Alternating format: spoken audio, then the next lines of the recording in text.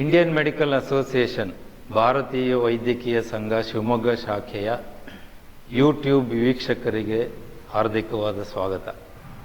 ನಾನು ಡಾಕ್ಟರ್ ರತ್ನಾಕರ್. ಕಳೆದ 36 ವರ್ಷದಿಂದ ಶಿವಮೊಗ್ಗದಲ್ಲಿ ಸಲಹಾ ವೈದ್ಯನಾಗಿ ಕೆಲಸ ಮಾಡ್ತಾ ಇದ್ದೀನಿ. ಇವತ್ತೊಂದು ವಿಶೇಷ ಕಾರ್ಯಕ್ರಮಕ್ಕಾಗಿ ನಿಮ್ಮೊಂದಿಗಿದ್ದೇವೆ. ಅದರಲ್ಲಿಯೂ ಮುಖ್ಯವಾಗಿ ವೃತ್ತಿಯಿಂದ ಆಚೆಗೆ ಪ್ರವೃತ್ತಿಯಲ್ಲಿ ಸುದ್ದಿ ಮಾಡಿರುವ ಮುಂದೆ ಮಾಡಲಿರುವ ಅಪರೂಪದ ವ್ಯಕ್ತಿಗಳನ್ನು ನಾವು ಇವತ್ತು ಭೇಟಿ ಮಾಡಲಿಕ್ಕಿದ್ದೀವಿ.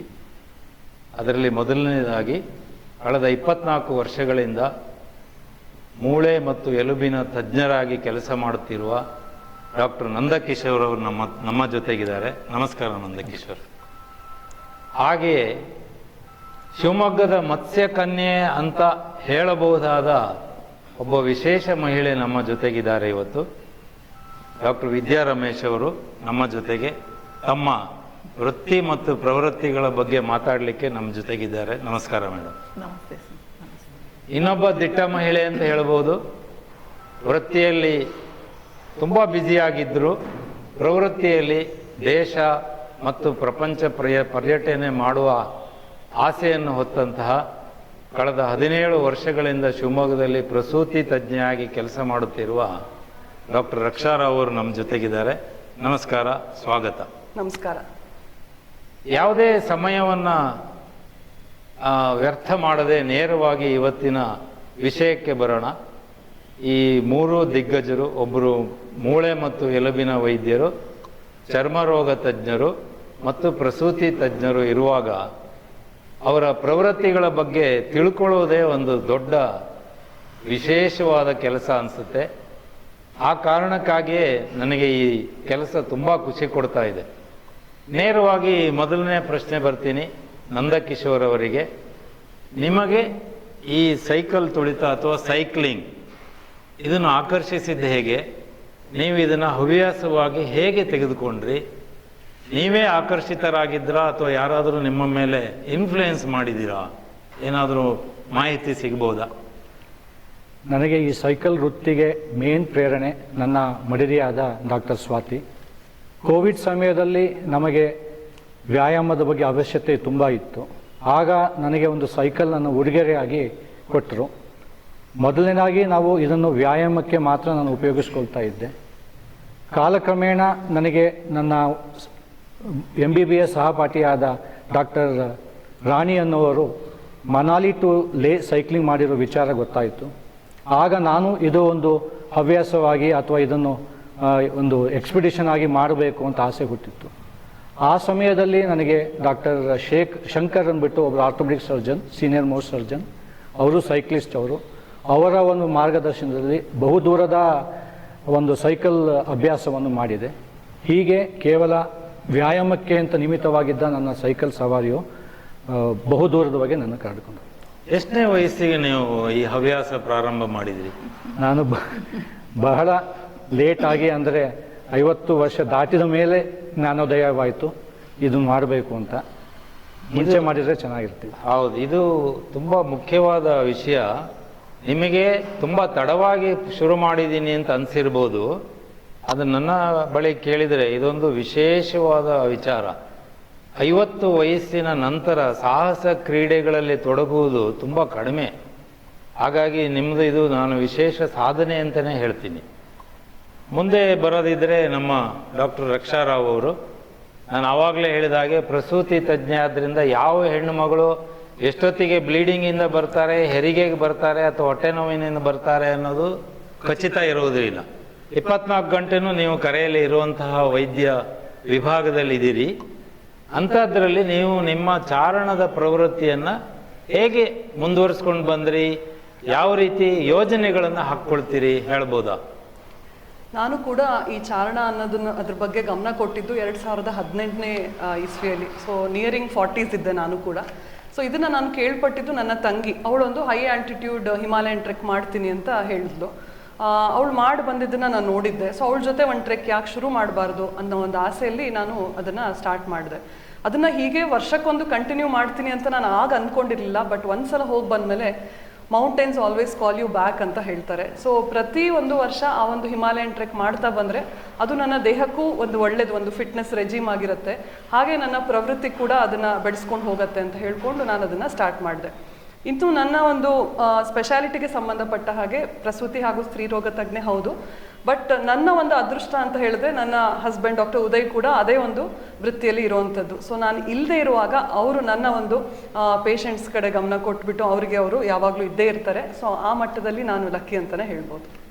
ತುಂಬ ಇಷ್ಟ ಆಗುವಂಥ ಉತ್ತರ ಇದು. ಯಾಕೆಂದರೆ ನಾನು ಹೇಳಿದೆ, ನನಗೂ ಸಹ ಅನುಮಾನ ಇತ್ತು, ಹೇಗೆ ತುರ್ತು ಕರೆಗಳನ್ನು ನಿಭಾಯಿಸ್ಕೊಳ್ಳಲಿಕ್ಕೆ ಕಷ್ಟಪಟ್ಟು ಇಂತಹ ಚಾರಣ, ಅದು ಒಂದೆರಡು ದಿವಸ ಅಲ್ಲ, ಕೆಲವು ದಿನಗಳು ಆಗ್ಬೋದು, ವಾರಗಳೂ ಆಗ್ಬೋದು, ಹೇಗೆ ಅಷ್ಟು ಸಸೂತ್ರವಾಗಿ ನೀವು ಮುಗಿಸ್ಕೊಂಡು ಬರ್ತೀರಿ ಅನ್ನುವ ಒಂದು ಶಂಕೆ ಇತ್ತು. ಅದು ಪರಿಹಾರ ಆಯಿತು. ಈಗ ವಿದ್ಯಾ ರಮೇಶ್ ಅವ್ರ ಬಳಿಗೆ ಬರೋದಿದ್ರೆ, ನಿಮಗೆ ಸ್ವಿಮ್ಮಿಂಗ್ ಪೂಲ್ ಅಥವಾ ನೀರು ಯಾವ ರೀತಿ ಸೆಳೆತ, ಯಾವ ಕಾಲಕ್ಕೆ, ಯಾವ ವಯಸ್ಸಿನಲ್ಲಿ, ಅಥವಾ ನೀವು ಸ್ವಿಮ್ಮರ್ ಅಥವಾ ಈಜುಗಾರ್ತಿ ಆಗಬೇಕು ಅನ್ನೋ ಕನಸೇನಾದ್ರು ಕಂಡಿದ್ದೀರಾ? ಸರ್ ಡೆಫಿನೆಟ್ಲಿ ಆ ಥರ ನನಗೆ ಯಾವುದೂ ಕನಸಿಲ್ಲ. ಸ್ವಿಮ್ಮಿಂಗ್ ನನಗೆ ಆಕ್ಸಿಡೆಂಟ್ಲಿ ಇಂಟ್ರಡ್ಯೂಸ್ ಆಗಿರೋದು ಅಂತ ಹೇಳ್ಬೋದು. ಅದಕ್ಕೆ ಕಾರಣವರು ಡಾಕ್ಟರ್ ನಂದಕಿಶೋರ್ ಸರ್. ನಾನು ಸ್ಕೂಲ್ ಟೈಮಿಂದನೇ ಸ್ಪೋರ್ಟ್ಸ್ ಪರ್ಸನ್ ಆಗಿದ್ದೆ. ಸ್ಕೂಲ್, ಕಾಲೇಜ್, ಇವನ್ MBBS ಟೈಮಲ್ಲೂ ನಾನು ಸ್ಪೋರ್ಟ್ಸಲ್ಲಿ ಇರೋದ್ರಿಂದ ಸೊ ಆ ಸ್ಪೋರ್ಟ್ಸ್ ನನ್ನ ಪಾರ್ಟ್ ಆಫ್ ಲೈಫ್ ಆಗಿತ್ತು. ಬಟ್ ಮದುವೆ ಆದಮೇಲೆ, ಪ್ರಾಕ್ಟೀಸಲ್ಲಿ ಬ್ಯುಸಿ ಆದಮೇಲೆ ಸ್ಪೋರ್ಟ್ಸ್ ಏನು ಅನ್ನೋದನ್ನು ಮರೆತೇ ಹೋಗಿಬಿಟ್ಟಿದ್ದೆ. ಸೊ ಬಟ್ ಯಾವುದೇ ಒಂದು ಫಿಟ್ನೆಸ್ ಯಾವುದಾದ್ರು ಒಂದು ಮಾಡಬೇಕು ಅಂತೇಳಿ ವಾಕಿಂಗ್, ಯೋಗ, ಏರೋಬಿಕ್ಸ್, ಸೈಕ್ಲಿಂಗ್ ಏನಾದರೂ ಒಂದು ಮಾಡ್ತಾ ಇದ್ದೆ. But mean while I was very much injury prone. ಪದೇ ಪದೇ ಒಂದು 6 ತಿಂಗಳು 4 ತಿಂಗಳಿಗೆ ಇಂಜುರೀಸ್ ಆಗ್ತಾನೆ ಇತ್ತು, sprain, ligament tear. So every time ನನಗೆ ಇಂಜುರಿ ಆದಾಗ ನಾನು ಸರ್ ಕಡೆ ಹೋಗ್ತಾ ಇದ್ದೆ. ಸರ್ ನನಗೆ ಟ್ರೀಟ್ಮೆಂಟ್ ಕೊಡ್ತಾ ಇದ್ರು. ಸೊ ನಾನು ಪದೇ ಪದೇ ಇಂಜುರಿ ನೋಡ್ದೇನೆ ಸರೇ ಸಜೆಸ್ಟ್ ಮಾಡಿದರು, ನೀವು ಯಾಕೆ ಸ್ವಿಮ್ಮಿಂಗ್ ಜಾಯ್ನ್ ಆಗಬಾರ್ದು, ಸೊ ಅದರಲ್ಲಿ ಲೆಸ್ ಇಂಜುರಿ ಪ್ರೋನ್ ಇರೋದ್ರಿಂದ ಜಾಯಿಂಟ್ಸ್ ಮೇಲೆ ಇಂಪ್ಯಾಕ್ಟ್ ಆಗಲ್ಲ, ಸೊ ನೀವು ಆರಾಮಾಗಿ ಮಾಡಿಕೊಂಡು ಹೋಗ್ಬೋದು ಅಂತ. ಸೊ ಅದ್ರ ಸರ್ ಹೇಳೋಕ್ಕಿಂತ ಮೊದಲು ನನಗೆ ಸ್ವಿಮ್ಮಿಂಗ್ ಕಲಿಯೋಕ್ಕೆ ಅವಕಾಶ ಇದ್ರೂ ನಾನು ಅದನ್ನು ಕಿವಿಯಲ್ಲಿ ಹಾಕ್ಕೊಂಡಿರಲಿಲ್ಲ, ಅದನ್ನು ನೆಗ್ಲೆಕ್ಟ್ ಮಾಡಿದ್ದೆ. ಯಾಕಂದರೆ ಈ ಏಜಲ್ಲಿ ಏನು ಕಲಿಯೋದು, ಅದು ಸ್ವಿಮ್ಮಿಂಗ್ ಡ್ರೆಸ್ ಹಾಕೊಂಡಾಗ ಹೇಗೆ ಕಾಣ್ತೀವಿ, I was very conscious about my body. So ಅದ್ರ ಬಗ್ಗೆ ನಾನು ಯೋಚನೆನೇ ಮಾಡಿರಲಿಲ್ಲ. ಬಟ್ ಈಗ ನನಗೆ ಬೇರೆ ಆಪ್ಷನ್ನೇ ಇರಲಿಲ್ಲ. ಸೊ ನಾನು ಹೆಲ್ದಿಯಾಗಿರಬೇಕು, ಲೈಫ್ ಲಾಂಗ್ ಫಿಟ್ ಆಗಿರಬೇಕು, ಇಂಜುರೀಸ್ ಆಗಬಾರ್ದು, ಬಟ್ ಸ್ಟಿಲ್ ಒಂದೇನೋ ಒಂದು ಮಾಡಬೇಕಂದ್ರೆ ನಂಗೆ ದಾರಿ ಸರ್ ತೋರಿಸಿದ್ದೆ ಸ್ವಿಮ್ಮಿಂಗ್. ಸೊ ನಾನು ನನ್ನ ಫ್ರೆಂಡ್ಸ್ ಸೇರಿ 3 ವಾರದ ಕೋಚಿಂಗ್ ಕ್ಲಾಸ್ ಜಾಯಿನ್ ಆದ್ವಿ. ಶಿವಮೊಗ್ಗದಲ್ಲೇ ಸ್ಪೋರ್ಟ್ಸ್ ಕಾಂಪ್ಲೆಕ್ಸ್ ಅಂತಿದೆ ಗೋಪಾಳದಲ್ಲಿ. ಅಲ್ಲಿ ನಮ್ಮ ರಮೇಶ್ ಸರ್ ಮತ್ತು ಸಂಗಮೇಶ್ ಸರ್ ಅಂಥೇಳಿ ನನ್ನ ಕೋಚಸ್ಸು, ಅವರು 3 ವಾರದ ಕ್ಲಾಸ್ ಕೋಚಿಂಗ್ ಕೊಟ್ಟರು. ಸೊ ಆ ಬ್ಯಾಚಲ್ಲಿ I was the fastest learner. ಅದೊಂದು ಖುಷಿ ಕೊಡ್ತು. ಸೊ ನನಗೆ ಸ್ವಿಮ್ಮಿಂಗ್ ಕಲಿತೆ ಅಂತ ಹೇಳಿ ಆರಾಮಾಗಿ ಮನೇಲಿ ಕೂರ್ಬೋದಿತ್ತು. But my goal was like daily ಹೋಗಬೇಕು, 1 ಅವರ್ ಎಕ್ಸಸೈಸ್ ಥರ ಮಾಡ್ಕೊಂಡು ಬರಬೇಕು ಅಂತ. ಸೊ ಬೆಳಗ್ಗೆ 5:30 ಎದ್ದು ಸುಮ್ಮನೆ ಗಾಳಿ, ಮಳೆ, ಚಳಿ ಏನೇ ಇರಲಿ, I used to just go 1 hour swim ಮಾಡ್ತಾ ಬರ್ತಾ ಇದ್ದೆ. ಬಟ್ ಬೇರೆ ಬೇರೆ ಸ್ಟೈಲ್ಸ್ ಕಲಿಬೇಕಂತ ಹೇಳಿ ನಾನು ಯೂಟ್ಯೂಬ್ ನೋಡ್ತಾ ಕಲಿತಾ ಅದು ಎಫರ್ಟ್ ಹಾಕೋದು ನೋಡಿ ನಮ್ಮ ಕೋಚ್ ಸರ್ ಹೇಳಿದರು, ಮೇಡಮ್ ನೀವು ಯಾಕೆ ಕಾಂಪಿಟೇಟಿವ್ ಸ್ವಿಮ್ಮಿಂಗಿಗೆ ಹೋಗಬಾರ್ದು, ನೀವು ಚೆನ್ನಾಗಿ ಟ್ರೈ ಮಾಡ್ತಿದ್ದೀರಾ ಅಂತ. ಅಲ್ಲಿವರೆಗೂ ನನಗೆ ಈ ಥರ ಕಾಂಪಿಟೇಷನ್ ಇದೆ ಅಂತಲೂ ನನಗೆ ಗೊತ್ತಿರಲಿಲ್ಲ. ದೆನ್ ಅವರು ಹೇಳಿದ್ದು ಈ ಥರ ಮಾಸ್ಟರ್ಸ್ ಕಾಂಪಿಟೇಷನ್ ಇರುತ್ತೆ ಅಂತ ಹೇಳಿ. So that's how I was introduced into swimming and competitive swimming. ತುಂಬ ಕುತೂಹಲಕಾರಿಯಾದ ವಿಷಯ. ಯಾಕೆಂದರೆ ಸ್ಪೋರ್ಟ್ಸ್ನಲ್ಲಿ ಆಗಿರುವಂಥ ಗಾಯಗಳಿಗೆ ಔಷಧಿ ರೂಪವಾಗಿ ಡಾಕ್ಟರ್ ನಂದಕಿಶೋರ್ ಅವರು ಸ್ವಿಮ್ಮಿಂಗನ್ನು ನೀವು ಆಯ್ಕೆ ಮಾಡ್ಕೊಳ್ಳಿ ಅಂತ ಹೇಳಿದ್ದು, ಕೇವಲ ಆಯ್ಕೆ ಮಾತ್ರ ಮಾಡಿ ನಿಮ್ಮ ಯಾವ ಸೈಕ್ಲಿಂಗ್ ಸ್ವಿಮ್ಮಿಂಗ್ ಅನ್ನುವ ಅಥವಾ ಈಜಿನ ಶೋಕಿ ಇದೆಯಾ ಅದನ್ನು ಅಲ್ಲಿಗೆ ನೀವು ನಿಲ್ಲಿಸ್ಕೊಳ್ಳಿಲ್ಲ, ಮುಂದುವರಿಸಿದಿರಿ. ಹಾಗಾಗಿ ನಿಮ್ಮ ಜಯದಲ್ಲಿ ನಂದಕಿಶೋರ್ ಅವರ ಪಾತ್ರನೂ ಖಂಡಿತವಾಗಿ ಇದೆ ಅಂತ ಆಯಿತು. ತುಂಬ ಖುಷಿಯ ವಿಚಾರ. ಸೊ ಚಿಕಿತ್ಸೆ ಕೊಡೋ ವೈದ್ಯರಾಗಿ ಮತ್ತು ನಿಮಗೆ ಇನ್ಸ್ಪಿರೇಷನ್ ಆಗಿಯೂ ನಿಂತಹ ವೈದ್ಯರು, ಅವ್ರ ಬಳಿಗೆ ಮತ್ತೆ ಬರ್ತೀನಿ ಈಗ ಪ್ರಶ್ನೆಗೆ. ನೀವು ಇಷ್ಟೊಂದು ಸಾಧನೆಗಳನ್ನು ಸೈಕಲ್ ಮೂಲಕ ಮಾಡಿದ್ದೀರಿ. ನೀವು ಆಯ್ಕೆ ಮಾಡಿಕೊಂಡಂತಹ ಈ ಒಳಗೆ ಸೈಕ್ಲಿಂಗ್ ಮಾಡಿರುವಂತಹ ಜಾಗಗಳು, ವಿಶೇಷವಾದ ಪ್ರದೇಶಗಳು, ಅಥವಾ ಅಲ್ಲಿ ನೀವು ಫೇಸ್ ಮಾಡಿರುವಂಥ ಚಾಲೆಂಜ್ಗಳನ್ನು ತಿಳಿಸ್ಬೋದಾ? ಮೊದಲು ನಾನು ಹತ್ತಿರದ ಸ್ಥಳಗಳಾದ ಆಯ್ನೂರು ಇರ್ಬೋದು, ಆನಂದಪುರ, ಸಾಗರ, ಕೆಮ್ಮನ್ಗುಂಡಿ, ಈಗ ಈ ಥರದಲ್ಲಿ ಸೈಕಲ್ಲು ಇದು ಮಾಡಿದೆ, ರೈಡ್ ಮಾಡೋಕ್ಕೆ ಶುರು ಮಾಡಿದೆ. ಕಾಲಕ್ರಮೇಣ ನನಗೆ ದೂರದ ಒಂದು ಜಾಗಗಳಿಗೆ ಹೋಗಬೇಕನ್ನೋ ಆಸೆ ಶುರುವಾಯಿತು. ಡಾಕ್ಟರ್ ಶಂಕರ್ ಅವರ ಮಾರ್ಗದರ್ಶನದಂತೆ ನಾನು 2022 ಆಗಸ್ಟಲ್ಲಿ ಮನಾಲಿ ಟು ಲೇ ಸೈಕ್ಲಿಂಗ್ ಮಾಡಿದ್ದೆ. ಇದು ಒಂದು ಕಷ್ಟಕರವಾದ, ವರ್ಲ್ಡಲ್ಲಿರುವ ಕಷ್ಟಕರವಾದ ಒಂದು ಸೈಕ್ಲಿಂಗ್ ರೂಟ್ ಇದು. ಇದನ್ನು ನಾವು 9 ದಿನದಲ್ಲಿ 760 ಕಿಲೋಮೀಟರ್ ದೂರವನ್ನು ಕ್ರಮಿಸಿದೆವು. ದಿನಾಲೂ ನಾವು ಒಂದು 100ರಿಂದ 110 ಕಿಲೋಮೀಟರ್ ಸೈಕಲ್ ಓಡಿಸ್ತಾ ಇದ್ದೆ. ಅಲ್ಲಿ ವಿಶೇಷತೆ ಏನು ಅಂದರೆ ಬೆಳಗ್ಗೆ ತುಂಬ ಬಿಸಿಲು ಇರುತ್ತದೆ, ಅದೇ ಮಧ್ಯಾಹ್ನದ ಮೇಲೆ ತುಂಬ ಚಳಿ, ಹಿಮಪಾತವಾಗುತ್ತಾ ಇತ್ತು. ಅದೊಂದು ನನ್ನ ಒಂದು ಅತ್ಯಂತ ಖುಷಿ ಕೊಟ್ಟ ಒಂದು ಸೈಕಲ್ ರೈಡ್ ಆಗಿತ್ತು. ಎರಡನೇದಾಗಿ ಹೋದ ವರ್ಷ ನಾನು ಟೂರ್ ಆಫ್ ಕರ್ನಾಟಕ ಅಂತ ಒಂದು 5 ದಿನದ ಸೈಕಲ್ ಜಾಥಾವನ್ನು ಮಾಡಿದೆ. ಪ್ರತಿದಿನ 150ರಿಂದ 160 ಕಿಲೋಮೀಟರ್ ಸೈಕಲ್ ಓಡಿಸ್ಬೇಕಾಗಿತ್ತು. ಅದು ನನಗೆ ಮಲೆನಾಡಿನ ಏರಿಯಾದಲ್ಲಿ ಟ್ರಾವೆಲ್ ಮಾಡಿದ್ದರಿಂದ ನನಗೆ ತುಂಬ ಖುಷಿ ಆಯಿತು. ಲೇಟೆಸ್ಟ್ ಆಗಿ ಅಂದರೆ ಈ ವರ್ಷ ಆಗಸ್ಟ್ನಲ್ಲಿ ನಾನು ಉಮ್ಲಿಂಗ್ಲಾ ಸೈಕ್ಲಿಂಗ್ ಸವಾರಿಯನ್ನು ಮಾಡಿದೆ. ಲೇಯಿಂದ ಉಮ್ಲಿಂಗ್ಲಾ ಸೈಕಲ್ ಸವಾರಿಯನ್ನು 7 ದಿನದಲ್ಲಿ ಮಾಡಿ ಮುಗಿಸಿದೆವು. 19,024 ಅಡಿ ಎತ್ತರದಲ್ಲಿರುವ ಉಮ್ಲಿಂಗ್ಲಾ ಸೈಕಲ್ ಸವಾರಿಯನ್ನು ಮಾಡಿದ್ದೇನೆ. ಕುತೂಹಲಕಾರಿಯಾದ ವಿಚಾರ. ಯಾಕೆಂದರೆ ನೀವು ಕೇವಲ ನಮ್ಮ ಜಿಲ್ಲೆಯಲ್ಲಿ ಮಾತ್ರ ನಿಮ್ಮ ಸೈಕ್ಲಿಂಗನ್ನು ಸೀಮಿತಗೊಳಿಸಲಿಲ್ಲ, ದೇಶದಾದ್ಯಂತ ಮಾಡುವ ಧಾವಂತದಲ್ಲಿ ಇವಾಗ ಹಿಮಾಲಯವನ್ನು ಮುಟ್ಟಿದ್ದೀರಿ. ಬಹುಶಃ ನಿಮ್ಮ ಎಲ್ಲ ವಯಸ್ಸಿನ ನಿರ್ಬಂಧಗಳನ್ನು ಮರೆತರೆ ಅಂತಾರಾಷ್ಟ್ರೀಯ ಮಟ್ಟಕ್ಕೂ ನೀವು ಸೈಕ್ಲಿಂಗನ್ನು ತೆಗೆದುಕೊಂಡು ಹೋಗಿ ಶಿವಮೊಗ್ಗದ ಹೆಸರನ್ನು ಖಂಡಿತವಾಗಿ ಪ್ರಸಿದ್ಧಿಗೆ ತರಿಸ್ತೀರೋ ಅಂತ ನನಗೆ ಆಸೆ ಇದೆ. ನೋಡೋಣ ಅಂತ. ಡಾಕ್ಟರ್ ವಿದ್ಯಾ ಅವರೇ, ನೀವು ಈವರೆಗೆ ಸಂಗ್ರಹ ಮಾಡಿರುವಂಥ ಪದಕಗಳ ವಿವರಗಳನ್ನು ಕೊಡ್ಬೋದಾ? ನನಗೆ ಗೊತ್ತಿದ್ದಾಗೆ ನಿಮ್ಮ ವಯಸ್ಸಿಗಿಂತ ಜಾಸ್ತಿ ಸಂಖ್ಯೆಯ ಪದಕಗಳನ್ನು ನೀವು ಈವರೆಗೆ ಸಂಗ್ರಹ ಮಾಡ್ಕೊಂಡಿದ್ದೀರಿ. ಆದರೆ ನಮ್ಮ ಶಿವಮೊಗ್ಗದ ಜನತೆಗೆ, ಪ್ರತ್ಯೇಕವಾಗಿ ವೈದ್ಯರಿಗೆ ಸಹ ಇದು ಗೊತ್ತಿಲ್ಲದೆ ಇರುವಂಥ ಮಾಹಿತಿ ಅನಿಸುತ್ತೆ. ಹಾಗಾಗಿ ನಾನು ಆ ಅಂಕಿ ಸಂಖ್ಯೆ ಬಗ್ಗೆ ತುಂಬ ಕುತೂಹಲಕಾರಿಯಾಗಿದ್ದೀನಿ.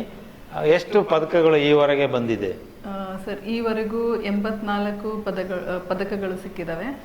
ಅದರಲ್ಲಿ 5 ಡಿಸ್ಟ್ರಿಕ್ಟ್ ಲೆವೆಲ್, 44 ಸ್ಟೇಟ್ ಲೆವೆಲ್, ಇನ್ನು 35 ಪದಕಗಳು ನ್ಯಾಷನಲ್ ಲೆವೆಲ್. ಆ 35 ನ್ಯಾಷನಲ್ ಪದಕಗಳಲ್ಲಿ 2 ಓಪನ್ ವಾಟರ್ ಸ್ವಿಮ್ಮಿಂಗ್ ಅಂತ. ಸೊ ಯೂಶಲಿ ಕಾಂಪಿಟೇಷನ್ ಸ್ವಿಮ್ಮಿಂಗ್ ಪೂಲಲ್ಲಿರುತ್ತೆ. ಇದು ಓಪನ್ ವಾಟರ್ ಅಂದರೆ natural water bodies, lake, dam, ocean, ಸಮುದ್ರ ಈ ಥರದಲ್ಲಿರುತ್ತೆ. ಸೊ 2021ರಲ್ಲಿ ಕೆರೆಯಲ್ಲಿ 1 ಕಿಲೋಮೀಟರ್ ನಾನ್ ಸ್ಟಾಪ್ ಸ್ವಿಮ್ಮಿಂಗಲ್ಲಿ ನನಗೆ 3ನೇ ಸ್ಥಾನ ಸಿಕ್ಕಿತ್ತು, ಬ್ರಾನ್ಸ್ ಮೆಡಲ್.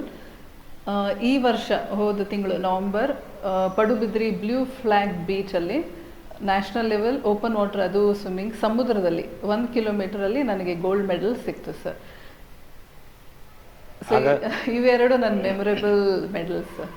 ಅಂದರೆ ಬರೇ ಸ್ವಿಮ್ಮಿಂಗ್ ಪೂಲ್ನಲ್ಲಿ ಮಾತ್ರ ನೀವು ತರಬೇತಿ ಪಡೆದು ಈಜನ್ನು ಮಾಡಿ ಪದಕ ಗಳಿಸುವುದಕ್ಕಿಂತ ಓಪನ್ ವಾಟರ್, ಕೆರೆ, ಡ್ಯಾಮ್ ನೀರಿನಲ್ಲಿ ಮತ್ತು ಸಮುದ್ರದಲ್ಲಿ ಈಜುವಂಥದ್ದು, ಇದು ನಿಜವಾಗ್ಲೂ ಒಂದು ಕಠಿಣ ಸವಾಲು. ಬಹುಶಃ ನಿಮ್ಮ ಗುರಿ ಆ ಗಮನದತ್ತ ಮುಂದಕ್ಕೆ ಹೋಗ್ಲಿಕ್ಕಿದೆ ಅಂತ ನನಗನ್ನಿಸ್ತಾ ಇದೆ. ಹಾಗೆ ರಕ್ಷಾ ಅವರಿಗೆ, ನಮ್ಮದು ಮಲೆನಾಡಿನ ಜಿಲ್ಲೆ ಶಿವಮೊಗ್ಗ, ಯಾವಾಗಲೂ ಹಸಿರಾಗೇ ಇರುವಂಥದ್ದು. ನಮ್ಮ ರಾಜ್ಯದಲ್ಲಿ ಈವರೆಗೆ ಯಾವ ಯಾವ ಜಾಗಗಳು ನಿಮ್ಮನ್ನು ಚಾರಣಕ್ಕಾಗಿ ಕರೆದಿವೆ ಮತ್ತು ಅವುಗಳ ಸಂಕ್ಷಿಪ್ತ ವರದಿಯನ್ನು ನೀಡ್ಬೋದಾ? ರಾಜ್ಯದಲ್ಲಿ ಅಂತ ಹೇಳಿದ್ರೆ ಅದೊಂದು ಸ್ಟ್ಯಾಮಿನಾ ಬಿಲ್ಡಿಂಗ್ ಆಕ್ಟಿವಿಟಿ ಆಗುತ್ತೆ. ಯಾಕಂದರೆ ಹೈ ಆಲ್ಟಿಟ್ಯೂಡ್ ಅಂತ ಏನೂ ಇರೋದಿಲ್ಲ. ಬಟ್ ಒಂದೇ ದಿನದಲ್ಲಿ ಅಥವಾ ಮ್ಯಾಕ್ಸಿಮಮ್ 1-2 ದಿನದಲ್ಲಿ ಹೋಗಿ ಬರುವಂಥ ಒಂದು ಚಾರಣಗಳಿದೆಲ್ಲ. ಸೊ ಅದರಲ್ಲಿ ಕೊಡಚಾದ್ರಿ ಟ್ರೆಕ್ ಇರ್ಬೋದು, ಕುದುರೆಮುಖ ಟ್ರೆಕ್ಕು, ನೇತ್ರಾವತಿ ಪೀಕು, ಹಾಗೆಯೇ ಆಗುಂಬೆ ಹತ್ರ ನರಸಿಂಹ ಪರ್ವತ, ಹಾಗೆ ನರಸಿಂಹ ಗಡ ಅಂತ ಹೇಳಿ ಇದು ಧರ್ಮಸ್ಥಳ ಹತ್ರ. ಸೊ ಇದೆಲ್ಲ ಅಂದರೆ ಒಂದಕ್ಕಿಂತ ಒಂದು ಸ್ವಲ್ಪ ಕ್ಲಿಷ್ಟಕರವಾದ ಚಾರಣ ಆರಿಸ್ಕೊಳ್ತಾ ಬಂದಿದ್ದು. ಸೊ ಅದನ್ನು ಮಾಡ್ತಾ ಅಂದರೆ ದಿನದಲ್ಲಿ ಆಲ್ಮೋಸ್ಟ್ 10ರಿಂದ 19 ಕಿಲೋಮೀಟ್ರು ಚಾರಣ, ಅಂದರೆ ಅಸೆಂಟ್ ಮತ್ತು ಡಿಸೆಂಟ್ ಮಾಡಿ ಬರಬೇಕು ಅಂತ ಹೇಳಿದ್ರೆ ಆಲ್ಮೋಸ್ಟ್ ಒಂದು 19 to 20 ಕಿಲೋಮೀಟರ್ಸು ಒಂದೇ ದಿನದಲ್ಲಿ ಕವರ್ ಮಾಡುವಂಥ ಕೆಪಾಸಿಟಿ ಬೆಳೆಸ್ಕೊಳ್ಬೇಕು. ಸೊ ರಾಜ್ಯದಲ್ಲಿ ಇದಿಷ್ಟ ಆಯಿತು ಅಂತ ಹೇಳಿದ್ರೆ ನೆಕ್ಸ್ಟ್ ನನ್ನ ಸ್ಪೆಷಲ್ ಇಂಟ್ರೆಸ್ಟ್ ಅಂದರೆ ಹೈ ಆಲ್ಟಿಟ್ಯೂಡ್ ಟ್ರೆಕ್ಕಿಂಗು, ಅದು ಹಿಮಾಲಯದ ತಪ್ಪಲಿನಲ್ಲಿ. ಸೊ ಹೊರ ರಾಜ್ಯಗಳಲ್ಲಿ ಎಲ್ಲರಿಗೂ ಗೊತ್ತಿರೋ ಹಾಗೆ ಹಿಮಾಲಯ ರೇಂಜಸ್ ಅನ್ನೋದು ನಮ್ಮ ಒಂದು ಉತ್ತರಾಖಂಡ್ ರಾಜ್ಯದಲ್ಲಿದೆ, ಮತ್ತು ಹಿಮಾಚಲ್ ಪ್ರದೇಶಲ್ಲಿದೆ, ಕಾಶ್ಮೀರದವರೆಗೂ ಇದೆ. ಸೊ ಅಲ್ಲಿ ನಾನು 3ರಿಂದ 4 ಹೈ ಆಲ್ಟಿಟ್ಯೂಡ್ ಟ್ರೆಕ್ಸ್ ಕೂಡ ಮಾಡಿದ್ದೀನಿ. ತುಂಬ ಕುತೂಹಲಕಾರಿಯಾದ ವಿಷಯವೇ ಹೌದು. ಯಾಕೆಂದರೆ ನನ್ನ ಅನುಭವದಲ್ಲಿ ನನಗೆ ಈವರೆಗೆ 12ರಿಂದ 13 ಕಿಲೋಮೀಟರ್ ಚಾರಣ ಮಾಡಿದ ಅನುಭವ ಇದೆ. ಅವ್ರು ಹೇಳ್ತಾರೆ ನನಗಿಂತ ನೀವು 20 ವರ್ಷ ಸೀನಿಯರ್ ಇದ್ದೀರಿ, ಹಾಗಾಗಿ ಅದೇ ದೊಡ್ಡದು ಅಂತ. ನನಗೆ ಆಶ್ಚರ್ಯ ಆಗೋದು, ದಿನಕ್ಕೆ 20 ಕಿಲೋಮೀಟರ್ ಚಾರಣ ಮಾಡುವಂತಹ ಸಾಮರ್ಥ್ಯವನ್ನು ಹೊಂದಬೇಕಾದ್ರೆ ಅದೆಷ್ಟು ರೀತಿಯ ಸಾಧನೆಗಳನ್ನು ಮಾಡಿ ಕ್ಲಿಷ್ಟವಾದ ಜಾಗಗಳನ್ನು ಆಯ್ಕೆ ಮಾಡ್ಕೋತೀರಿ ಅನ್ನೋದು ತುಂಬ ಮುಖ್ಯ. ಹಾಗೆ ಮುಂದಿನ ವಿಷಯಕ್ಕೆ ಬಂದರೆ, ಕೇವಲ ಸೈಕ್ಲಿಂಗ್ ಆಗಿ ನೀವು ನಿಮ್ಮ ಹವ್ಯಾಸವನ್ನು ಬೆಳೆಸ್ಕೊಂಡಿದ್ದೀರಿ ಅಂತ ನನಗೆ ಅನಿಸ್ತಾ ಇಲ್ಲ. ನಿಮ್ಮ ಆರೋಗ್ಯದ ಮೇಲೆ, ನಿಮ್ಮ ಉದ್ಯೋಗದ ಮೇಲೆ ಮತ್ತು ನಿಮ್ಮ ಸಾಮಾಜಿಕ ಜೀವನದ ಮೇಲೆ ಈ ಸೈಕ್ಲಿಂಗ್ ಎಷ್ಟು ಮಟ್ಟಿಗೆ ಪರಿಣಾಮ ಆಗಿದೆ ಅಂತ ಏನಾದರೂ ವಿಷಯ ಉಂಟಾ? ಸೈಕ್ಲಿಂಗ್ ನನಗೆ 2 ಥರದ ಕೊಡುಗೆಯನ್ನು ಕೊಟ್ಟಿದೆ. ಒಂದು ಶಕ್ತಿ, ಅದು ಮಾನಸಿಕ ಶಕ್ತಿ ಇರ್ಬೋದು ಅಥವಾ ದೈಹಿಕ ಶಕ್ತಿ ಇರ್ಬೋದು. ನಾನು ಕೀಳುಮೂಳೆ ತಜ್ಞ ಆಗಿರೋದ್ರಿಂದ ನಾವು ಗಂಟೆಗಟ್ಟಲೆ ಆಪರೇಷನ್ ಮಾಡಬೇಕಾಗತ್ತೆ. ಅದನ್ನು ಸ್ಕ್ರೂವನ್ನು ಟೈಟ್ ಮಾಡೋದು, ಇದಕ್ಕೆಲ್ಲ ಶಕ್ತಿ ಬೇಕಾಗತ್ತೆ. ಅದು ಒಂದು ನನ್ನ ಈ ಒಂದು ಹವ್ಯಾಸದಿಂದ ನನಗೆ ತುಂಬ ಶಕ್ತಿ, ದೈಹಿಕವಾಗಿ ಶಕ್ತಿ ಬಂತು. ಎರಡನೇದಾಗಿ ಮಾನಸಿಕವಾಗಿ ಕಠಿಣವಾದ ಒಂದು ರೋಗಿಯ ಒಂದು ವಿಷಯ ಇರ್ಬೋದು, ಯಾವುದೇ ಇದು ಸಮಾಜದಲ್ಲಿ ಏನೇ ಒಂದು ಇರ್ಬೋದು, ಅದನ್ನು ಎದುರಿಸುವ ಶಕ್ತಿ ನನಗೆ ಈ ಸೈಕ್ಲಿಂಗಿಂದ ಬಂದಿದೆ. ಮುಖ್ಯವಾದ, ನಾನು ಆವಾಗಲೇ ಪ್ರಾರಂಭದಲ್ಲಿ ಹೇಳಿದಾಗೆ ವೃತ್ತಿಯಲ್ಲಿ ಪ್ರವೃತ್ತಿ ಇದ್ದರೆ ಏನೇನೆಲ್ಲ ಕಾಣ್ಬೋದು ಅನ್ನೋದು ಈ 3 ಜನ ವ್ಯಕ್ತಿಗಳಿಂದನೇ ನಾವು ಇವತ್ತು ತಿಳ್ಕೊಬೋದು. ಅದೇ ರೀತಿ ಡಾಕ್ಟರ್ ವಿದ್ಯಾ ಅವರಿಗೆ, ನೀವು ಚರ್ಮ ರೋಗ ತಜ್ಞೆ. ಬಹುಶಃ ಸ್ವಿಮ್ಮಿಂಗ್ ಪೂಲ್ನಿಂದ ಅಥವಾ ಈಜುಕೊಳದಿಂದ ಚರ್ಮದ ಮೇಲೆ ಆಗುವಂತಹ ತೊಂದರೆಗಳಿಂದ ಬಹಳಷ್ಟು ಜನ ಬಂದಿರ್ತಾರೆ ನಿಮ್ಮ ಹತ್ರ. ನೀವು ಹೇಗೆ ಅದರ ವ್ಯವಸ್ಥೆಯನ್ನು ಮಾಡ್ಕೊಳ್ತೀರಿ? ನಿಮ್ಮ ಚರ್ಮದ ಆರೋಗ್ಯ ಹಾಳಾಗದೇ ಇರೋ ರೀತಿ, ಅಥವಾ ಚರ್ಮ ರೋಗವು ಸ್ವಿಮ್ಮಿಂಗ್ ಪೂಲಿನ ನೀರಿನಿಂದ ಅಥವಾ ಈಜುಕೊಳದ ನೀರಿನಿಂದ ಯಾವ್ಯಾವ ರೀತಿ ಬರ್ಬೋದು, ಒಂದು ಸಂಕ್ಷಿಪ್ತವಾಗಿ ತಿಳಿಸ್ಬೋದಾ? ಸರ್, ಈಗ ಸ್ವಿಮ್ಮಿಂಗ್ ಪೂಲ್ ಮೇಂಟೈನ್ ಮಾಡೋಕ್ಕೆ ಕ್ಲೋರಿನ್ ಹಾಕಿರ್ತಾರೆ. ಸೊ ಅದು ನಮ್ಮ ಚರ್ಮ, ಕೂದಲು ಮತ್ತೆ ಕಣ್ಣು ಮೇಲೆ ಇಂಪ್ಯಾಕ್ಟ್ ಮಾಡುತ್ತೆ. ಅದೊಂದು ದೊಡ್ಡ ಸ್ಟ್ರಾಂಗ್ ರಾಸಾಯನಿಕ. ರಾಸಾಯನಿಕ ಸರ್. ಮತ್ತೆ ಅದು ಸ್ಕಿನ್ ಆಯ್ತು, ಕೂದಲಾಯ್ತು, ಡ್ರೈನು ಮಾಡುತ್ತೆ, ರೆಡ್ನೆಸ್ ಮಾಡುತ್ತೆ, ಮತ್ತೆ ಇಚಿಂಗು ಸ್ಟಾರ್ಟ್ ಆಗುತ್ತೆ. ಕೆಲವರಿಗೆ ತುಂಬಾ ಸಿವಿಯರ್ ಅಲರ್ಜಿ ಕೂಡ ಕಾಣಿಸುತ್ತೆ. ಸೊ ಕೆಲವೊಬ್ರು ಆ ಕಾರಣದಿಂದ ನೆಪ ಹೇಳಿ ಸ್ಟಾಪ್ ಮಾಡಿಬಿಡ್ತಾರೆ. ಬಟ್ ನನಗೆ ಬೇರೆ ಆಪ್ಷನ್ನೇ ಇರಲಿಲ್ಲ, ನೆಪ ಹೇಳೋ option, because I was left with only one option. So ನಾನು ಪ್ರಾಪರ್ ಪ್ರಿಕಾಷನ್ ಅಂದರೆ ಮಾಯಿಶ್ಚರೈಸರ್, ಸನ್ಸ್ಕ್ರೀನ್, ಸ್ವಿಮ್ಮಿಂಗಿನ ಮೊದಲು, ಸ್ವಿಮ್ಮಿಂಗ್ ನಂತರನೂ ಯೂಸ್ ಮಾಡ್ತಾ ಇದ್ದೆ. ಇವನ್ ಕಣ್ಣಿಗೂ ಆರ್ಟಿಫಿಷಿಯಲ್ ಟಿಯರ್ ಡ್ರಾಪ್ಸ್ ಅಂತ ಹೇಳಿ ಇರಿಟೇಷನ್ ಅವಾಯ್ಡ್ ಮಾಡೋಕ್ಕೆ ನಮ್ಮ ಕಣ್ಣಿನ ಡಾಕ್ಟರ್ ಸಲಹೆ ಕೊಟ್ಟಿದ್ರು. ಸೊ ಅದನ್ನು ಎವ್ರಿ ಡೇ ನಾನು ಯೂಸ್ ಮಾಡ್ತೀನಿ ಸರ್. ಇವನ್ ಕೂದಲಿಗೂ ಮಾಯಿಶ್ಚರೈಸಿಂಗ್ ಸಿರಮ್ಸ್ ಅಂತ ಬರುತ್ತೆ. ಸೊ ಪ್ರೀವಿಯಸ್ ನೈಟ್ ನಾನು ಅದನ್ನು ಹಚ್ಚಿರ್ತೀನಿ, ಸೊ ಕೂದಲು ಡ್ರೈ ಆಗದೇ ಇರಲಿ ಅಂತ. ಸೊ ಈ ಥರ ಒಂದು ಕೇರ್ ತೊಗೊತೀನಿ ಸರ್. ಹಾಗಾಗಿ ರೆಗ್ಯುಲರ್ ಆಗಿ ಪ್ರತಿನಿತ್ಯ ಅಥವಾ ಕಾಲಕ್ಕೆ ಸ್ವಿಮ್ಮಿಂಗ್ ಪೂಲ್ಗೆ ಅಥವಾ ಈಜುಕೊಳಕ್ಕೆ ಹೋಗುವವರು ಕೆಲವೊಂದು ನಿರ್ದೇಶನವನ್ನು ವೈದ್ಯರಿಂದ ಪಡ್ಕೊಳ್ಳೋದು ಸೂಕ್ತ ಅಂತ ತಮ್ಮ ಸಲಹೆ. ಹಾಗಾಗಿ ಚರ್ಮ ಆಗಲಿ, ತಲೆ ಕೂದಲಾಗಲಿ ಹಾಳಾಗೋದಿಲ್ಲ ಅಥವಾ ಅದರ ಆರೋಗ್ಯ ಕೆಡುವುದಿಲ್ಲ ಅನ್ನೋದು ಇದು ತುಂಬ ಮುಖ್ಯ ಆಗ್ತದೆ. ಯಾಕಂದರೆ ಹವ್ಯಾಸದಲ್ಲಿ ನಾವು ಭಾಳಷ್ಟು ಮರಿತೀವಿ.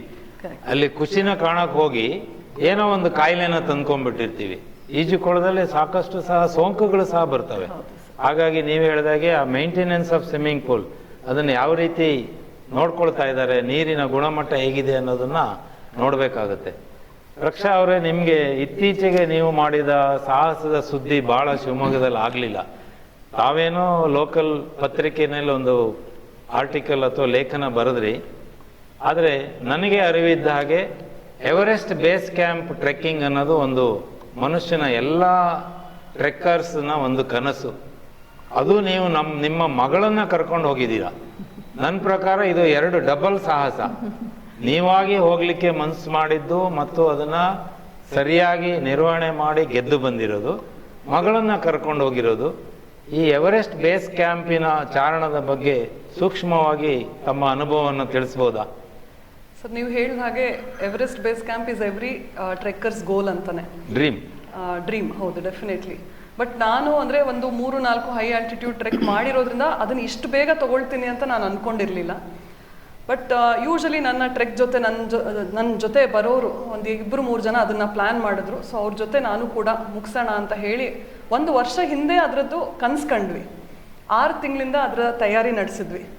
So it is definitely physically challenging ಹೌದು, ಬಟ್ ಅದೆಲ್ಲದಕ್ಕಿಂತ ಮೆಂಟಲ್ ಗೇಮ್. ನಮಗೆ ಮಾಡೋಕ್ಕಾಗತ್ತಾ ಅಂತ ಒಂದು ಸೆಲ್ಫ್ ಡೌಟ್. ಸೊ ಶುರುವಿನಲ್ಲಿ ಮ್ಯಾನಿಫೆಸ್ಟಿಂಗ್ ಅಂತ ಹೇಳ್ತಾರೆ. ಸೊ ದಿವಸ 6 ತಿಂಗಳಿಂದ ದಿವಸ ಎದ್ಬಿಟ್ಟು ನಾನು ನಿಜವಾಗ್ಲೂ ಮಾಡ್ತೀನಿ ಅಂತ ಒಂದು ಅಫರ್ಮೇಷನ್, ಸೆಲ್ಫ್ ಅಫರ್ಮೇಷನ್ ಅಲ್ಲಿಂದ ಶುರು ಆಯಿತು. ಅದ್ರ ಜೊತೆ ಆಫ್ಕೋರ್ಸ್ ಫಿಸಿಕಲ್ ಸ್ಟ್ಯಾಮಿನಾ ಬೆಳೆಸ್ಕೊಳ್ಳೋಕ್ಕೆ ಅಂತ ಹೇಳಿ ಫಿಟ್ನೆಸ್ ಗೋಲ್ಸ್ ಆಗಿ ನಾನು ಆರಿಸ್ಕೊಂಡಿದ್ದು ಟ್ರೆಕ್ಕಿಂಗ್ ಆ ಉದ್ದೇಶದಿಂದನೇ. ಸೊ ಆರೋಗ್ಯಕ್ಕೂ ಕೂಡ ಇದು ಸಹಕಾರಿ ಅಂತ ಹೇಳಿ ಆರಿಸ್ಕೊಂಡಿದ್ದು.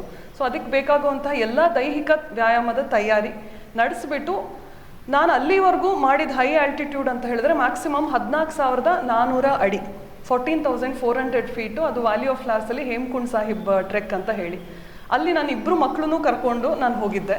ಸೊ ಅವಳು ಹೈ ಆಲ್ಟಿಟ್ಯೂಡಲ್ಲಿ ಚೆನ್ನಾಗಿ ಮಾಡ್ತಾಳೆ ಮತ್ತು ಅವಳು ಅದಕ್ಕೆ ತಯಾರಿದ್ದಾಳೆ ಅಂತ ನನಗೆ ಗೊತ್ತಿತ್ತು. ಸೊ ಅವಳು ಕೂಡ ಒಂದು 3 ತಿಂಗಳಿಂದ ಈ ಒಂದು ಎವರೆಸ್ಟ್ ಬೇಸ್ ಕ್ಯಾಂಪಿಗೆ ತಯಾರಿ ನಡೆಸಿಬಿಟ್ಟು ನಾವಿಬ್ಬರು ಕೂಡ ಈ ಒಂದು ದೊಡ್ಡ ಮಟ್ಟದ ಒಂದು ಟ್ರೆಕ್ನ ಆರಿಸ್ಕೊಂಡ್ವಿ. ಇಲ್ಲಿ ನಾವು ತಲುಪುವಂಥದ್ದು ಮ್ಯಾಕ್ಸಿಮಮ್ ಆಲ್ಟಿಟ್ಯೂಡ್ ಅಂತ ಹೇಳಿದ್ರೆ ಎಲ್ಲರಿಗೂ ಕೂಡ ಅದೊಂದು ದೊಡ್ಡ ಮೈಲಿಗಲ್ಲಾಗಿತ್ತು. ಯಾರು ನಾವು ಅಲ್ಲಿವರೆಗೂ ಅಷ್ಟು ಆಲ್ಟಿಟ್ಯೂಡ್ ತಲುಪಿರಲಿಲ್ಲ. So almost 17,800 feet. ಸೊ ಆ ಆಲ್ಟಿಟ್ಯೂಡಿಗೆ ನಾವು ತಕ್ಷಣ ಹೋಗೋದಿಲ್ಲ. ಆಲ್ಮೋಸ್ಟ್ ಒಂದು 12 to 15 ಡೇಸ್ ಟ್ರೆಕ್ ಇದು. ಸೊ ಹಂತವಾಗಿ ನಾವು ಅಲ್ಲಿ ಏರ್ತಾ ಹೋಗ್ತೀವಿ. ಕೆಲವು ಕಡೆ ನಾವು 1-2 ದಿನ ಅಲ್ಲೇ ನಾವು ಉಳ್ಕೊಂಡ್ಬಿಟ್ಟು ಆ ಒಂದು ಎಕ್ಲಮಟೈಸೇಷನ್ ಅಂತ ಹೇಳ್ತೀವಿ, ನಮ್ಮ ಬಾಡಿ ಆ ಒಂದು ಆಲ್ಟಿಟ್ಯೂಡ್ಗೆ ಅಡ್ಜಸ್ಟ್ ಆಗೋ ಹಾಗೆ ಅಲ್ಲಿ ಪಿಟ್ ಸ್ಟಾಪ್ಸ್ ಕೊಡ್ತೀವಿ. ಆಮ್ಲಜನಕ ಕಡಿಮೆ ಇರೋದಕ್ಕೆ ಒಗ್ಗಿಕೊಳ್ಳುವಂಥ ಒಂದು ಕ್ರಿಯೆ ಇದು. ಸೊ ಅಲ್ಲಿ ತುಂಬಾ ಥಿನ್ ಏರ್ ಅಂತ ಹೇಳ್ತೀವಿ, ಅಂದ್ರೆ ಆಕ್ಸಿಜನ್ ಕಡಿಮೆ ಇರುತ್ತೆ ಅಂತ ಹೇಳಿ. ಸೊ ಇಲ್ಲಿ ನಾವು ದಿನನಿತ್ಯ ನಾವು ತಯಾರಿ ನಡೆಸುವಾಗ 10 ಕಿಲೋಮೀಟರ್ ನಡೆಯೋದಕ್ಕೂ ಅಲ್ಲಿ ಗಂಟೆಗೆ ನಾವು ಬರೀ ಒಂದು 500 ಮೀಟರ್ ನಡೆಯೋದಕ್ಕೂ ತುಂಬ ಅಂದರೆ ತುಂಬ ಡಿಫ್ರೆನ್ಸ್ ಇರುತ್ತೆ. ಸೊ ಅದಕ್ಕೆ ತಕ್ಕ ಹಾಗೆ ಒಂದು ತಯಾರಿ ನಡೆಸ್ಬಿಟ್ಟೆ ಆ ಒಂದು ಧೈರ್ಯಕ್ಕೆ ನಾನು ಕೈ ಹಾಕಿದೆ. ನನ್ನ ಮಗಳು ಕೂಡ ಯಾವುದೇ ತೊಂದರೆ ಇಲ್ಲದೆ, ರಾದರ್ ಅವಳು ಅಷ್ಟೇ, ನಾವು 12 ಜನ ಟೀಮು ಇಲ್ಲಿ ಕರ್ನಾಟಕದಿಂದ ಹೊರಟಿದ್ವಿ. ಕರ್ನಾಟಕದ ಬೇರೆ ಬೇರೆ ಭಾಗಗಳಿಂದ ಇದು ಒಟ್ಟಿಗೆ ತಯಾರಿ ನಡೆಸಿ ಹೊರಟವರು. ಸೊ ಏನೂ ತೊಂದರೆ ಆಗದೆ ನಾವು ಈ ಒಂದು 15 ಡೇಸ್ ಕಂಪ್ಲೀಟ್ ಟ್ರೆಕ್ನ ನಾವು ಸಕ್ಸಸ್ಫುಲಿ ಯಶಸ್ವಿಯಾಗಿ ನಡೆಸ್ಕೊಂಡು ಬಂದ್ವಿ ಅಂತ ಹೇಳಲಿಕ್ಕೆ ಖುಷಿ ಕೊಡುತ್ತೆ. ಡಾಕ್ಟರ್ ರಕ್ಷಾರಾವ್ ಅವರು ತಿಳಿಸಿರುವ ಮೊದಲಿನ ಭಾಗದ ವಿಷಯ ತುಂಬ ಮುಖ್ಯ. ಯಾವುದೇ ವ್ಯಕ್ತಿ, ಮನುಷ್ಯ ಇರಲಿ, ಸಾಧನೆಯತ್ತ ಹೊರಟಾಗ ಮೊದಲು ಮಾಡಬೇಕಾಗಿದ್ದು ಅವರು ಹೇಳಿದಾಗೆ ಅಫರ್ಮೇಷನ್. ನನಗಿದು ಮಾಡಲಿಕ್ಕೆ ಆಗುತ್ತೆ ಅನ್ನುವ ನಂಬಿಕೆ ಆ ವ್ಯಕ್ತಿಯಲ್ಲಿ ಬರಬೇಕು. ನನ್ನ ಉದಾಹರಣೆ ಕೊಡೋದಾದರೆ, ನನ್ನ ವಯಸ್ಸಿಗೆ ಈಗ 65ನೇ ವಯಸ್ಸಿಗೆ ಅವರು ಮಾಡಿದ ಚಾರಣವನ್ನು ನಾನು ಮಾಡಬಲ್ಲೆ. ಆದರೆ ಮಾಡಬೇಕಾದ್ರೆ ಅವ್ರು ತಿಳಿಸಿದಾಗೆ ನನಗೆ ಆ ಅಫರ್ಮೇಷನ್ ಮೊದಲು ಬರಬೇಕು. ಆಮೇಲೆ ಇನ್ನೊಂದು ಉದಾಹರಣೆ ಕೊಡೋದಿದ್ರೆ, ನನ್ನ ಸ್ನೇಹಿತರ ಬಳಗ ಒಂದು 10 ಜನರದ್ದು 60+ ಟ್ರಾವೆಲಿಂಗ್ ಗ್ರೂಪ್ ಅಂತ ಮಾಡಿಕೊಂಡೆ. ಇವಾಗ ಅದು 65+ ಗ್ರೂಪ್ ಆಗಿಬಿಟ್ಟಿದೆ. ಪ್ರತಿ ವರ್ಷ ಒಂದು 2ರಿಂದ 3 ಜಾಗಗಳನ್ನು ನಾವೇ ಆಯ್ಕೆ ಮಾಡಿಕೊಂಡು ನಿಷ್ಕರ್ಷೆ ಮಾಡಿ ಮುಂದುವರಿತೀವಿ. ಯಾಕಂದರೆ ಒಬ್ಬ ಗ್ರೂಪಿನಲ್ಲಿರುವ ಒಬ್ಬ ಸದಸ್ಯ, ನಮ್ಮ ಸ್ನೇಹಿತ ವೈದ್ಯರು ಬೈಪಾಸ್ ಆಪರೇಷನ್ ಆಗಿದೆ, ಆದರೆ ಆತ ಬಿಡೋದಿಲ್ಲ. ಬರೋದು ಬೇಡ ಅಂದರೆ ಕೇಳೋದಿಲ್ಲ. ಯಾಕೆಂದರೆ ಅವರಿಗೆ ಅಷ್ಟೊಂದು ಅಫರ್ಮೇಷನ್ ಇದೆ. ವೈದ್ಯರ ಬಳಿಗೆ ಹೋಗಿ ಒಪ್ಪಿಗೆಯನ್ನು ಪಡೆದು ನಮ್ಮ ಗ್ರೂಪನ್ನು ಸೇರ್ತಾರೆ. ಸೊ ತುಂಬ ಮುಖ್ಯವಾದ ವಿಷಯ ಅದು. ಮಾನಸಿಕವಾದ ಸಿದ್ಧತೆ ಮತ್ತು ನಂಬಿಕೆ ಇದ್ದರೆ ಯಾವ ಸಾಧನೆಗಳು ಆಗೋದಿಲ್ಲ ಅನ್ನೋದು ಒಪ್ಪುವಂಥ ವಿಷಯ ಅಲ್ಲ ಅನ್ನೋದು ನೀವು ಪ್ರಸ್ತುತಪಡಿಸಿದ್ದೀರಿ. ಒಳ್ಳೆಯ ವಿಚಾರ. ಹಾಗೆ ಡಾಕ್ಟರ್ ವಿದ್ಯಾ ಅವರ ಬಳಿ ಮತ್ತೆ ಬರೋದಿದ್ದರೆ, ನಾನು ನಿಮಗೆ ಹೆಸರು ಇಟ್ಟಾಗಿದೆ, ನೀವು ಶಿವಮೊಗ್ಗದ ಮತ್ಸ್ಯಕನ್ಯೆ ಅಂತ. ನಿಮ್ಮ ಮುಂದಿನ ಗುರಿ ಮತ್ತು ಆಸೆ ಮತ್ತು ಸೋಕಾಲ್ಡ್ ಕಾಂಪಿಟಿಷನ್ ಲೆವೆಲ್ನಲ್ಲಿ ನೀವು ಎಲ್ಲಿಗೆ ಹೋಗಿ ಮುಟ್ಟಬೇಕು ಅಂದ್ಕೊಂಡಿದ್ದೀರಿ ಮತ್ತು ಆ ಬಗ್ಗೆ ಹೇಗೆ ಕಾರ್ಯಪ್ರವೃತ್ತರಾಗ್ತೀರಿ ಅನ್ನೋ ಕುತೂಹಲ ನನಗೆ. ಓಕೆ ಸರ್, ಈಗ ನನ್ನ ಗೋಲ್ ಏನಂತಂದರೆ, ಈಗ ನೆಕ್ಸ್ಟು ಇಂಟರ್ನ್ಯಾಷನಲ್ ಕಾಂಪಿಟೇಷನಲ್ಲಿ ಇಂಡಿಯಾನ ರಿಪ್ರೆಸೆಂಟ್ ಮಾಡಬೇಕು. ಬರೀ ರಿಪ್ರೆಸೆಂಟ್ ಅಲ್ಲ, ಅಟ್ಲೀಸ್ಟ್ ಒಂದು ಮೆಡಲ್ ತರಬೇಕು. ಮತ್ತು ಮೇಡಮ್ ಹೇಳ್ದಂಗೆ ಆಲ್ರೆಡಿ ಸ್ಟಾರ್ಟೆಡ್ ಅಫರ್ಮೇಷನ್. ನಮ್ಮ ನ್ಯಾಷನಲ್ ಫ್ಲಾಗ್ ಹಿಡ್ಕೊಂಡು ನನ್ನ ಮೆಡಲ್ ಹಾಕ್ಕೊಂಡು ಸಂಭ್ರಮಣೆ ಡೈಲಿ ಮಾಡ್ತೇನೆ ಸರ್ ಬೆಳಗ್ಗೆ. That is my best affirmation. ಅಂದರೆ one of the affirmation I daily enjoy. So I don't know ಅದು ಕಾರ್ಯವಾಗಿ ಯಾವಾಗ ಬರುತ್ತೋ ಗೊತ್ತಿಲ್ಲ, but I am doing it sir. So that is my goal. ಅದಕ್ಕೆ ಪ್ರಿಪ್ರೇಷನ್ ಅಂತಂದರೆ, ಸೊ ಅದಕ್ಕೆ ಇನ್ನೂ ಸ್ವಲ್ಪ ಜಾಸ್ತಿ ಎಂಡ್ಯೂರೆನ್ಸ್ ಟ್ರೈನಿಂಗ್ ಎಲ್ಲ ಬೇಕು. Sir is again guiding. Sir ಮತ್ತು ನನ್ನ physiotherapist, I am taking their help and I am doing it sir. ನೋಡಿ, ಜಯ ಮುಟ್ಟ ಮುಂಚೆನೇ ಗೌರವ ಪತಾಕೆ ಮತ್ತು ಜಯದ ಪತಾಕೆ ಪ್ರತಿ ದಿವಸ ನಾನು ಹಿಡಿದು ಖುಷಿ ಪಡ್ತೀನಿ ಅನ್ಬೇಕಾದ್ರೆ ಈ ಮತ್ಸ್ಯಕನ್ಯೆಗೆ ಸೋಲಿಲ್ಲ ಅಂತ ನಾನಂತೂ ಭರವಸೆ ಕೊಡ್ತೀನಿ. ತುಂಬ ಇದು ಚಿಕ್ಕ ವಯಸ್ಸಿನವರಿಗೆ ಇದು ನಾಟುವಂತಹ ವಿಷಯ. ಪ್ರಯತ್ನಿಸಬೇಕು, ಆದರೆ ಗೆಲುವಿನತ್ತನೇ ನಮ್ಮ ಗಮನ ಇರಬೇಕು. ಗೆಲುವು ಆಗುತ್ತೋ ಇಲ್ವೋ ಅನ್ನೋ ಅಪನಂಬಿಕೆನೂ ಸಹ ಇಟ್ಕೊಳ್ಳದೇನೆ ಪ್ರತಿ ದಿವಸ ಭಾರತದ ಧ್ವಜವನ್ನು ಹಿಡಿದು ಸಂಭ್ರಮಿಸ್ತಾರೆ ಅಂದರೆ ಇವರು ಗೆಲುವು ಕಂಡೇ ಕಾಣ್ತಾರೆ ಅಂತ ನಾನು ಶಿವಮೊಗ್ಗದ ವೈದ್ಯರ ಪರವಾಗಿ ಹಾರೈಸ್ತೀನಿ. ಹಾಗೆ ನಂದಕಿಶೋರ್ ಅವರ ಬಳಿ ಬರೋದಿದ್ರೆ, ನೀವು ಆವಾಗಲೇ 50 ವರ್ಷ ನನಗೆ ಆಗಿದೆ ಅಂತ ಇಷ್ಟೆಲ್ಲ ಸಾಧನೆಗಳನ್ನು ಪ್ರಸ್ತುತಪಡಿಸಿದ ಮೇಲೂ ಯುವ ಜನಾಂಗಕ್ಕೆ ಏನು ಸಂದೇಶವನ್ನು ಕೊಡ್ಲಿಕ್ಕೆ ಬರ್ತೀರಿ?